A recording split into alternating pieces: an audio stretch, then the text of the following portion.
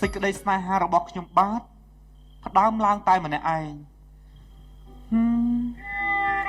ខ្ញុំបាទគួរមានសង្ឃឹមថានឹងបានដល់ទីបញ្ចប់រួចចឹងអ្នកស្រឡាញ់អ្នកណាខ្ញុំបាទស្រឡាញ់នារីខ្ញុំបាទស្រឡាញ់នារីម្នាក់ខ្ញុំដឹងហើយថានារីម្នាក់តែនារីម្នាក់នោះជានរណាហើយឈ្មោះអីព្រះពីផាយផាត់បកកាត់ស្រមោលយំជ្រៅចំស្រោអែនទៅអែនតោទៅតាមវាតាម្ដេចអ្នកគួចបងឆក់យកចិន្តា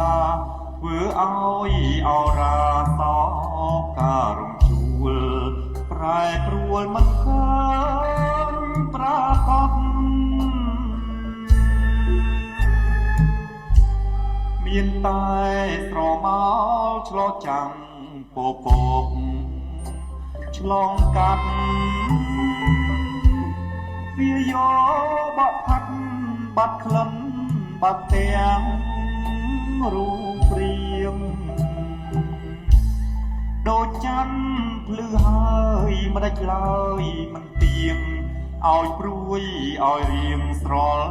ខ្វល់រំជួលប្រែប្រួលផនភាំងញាប់ញ័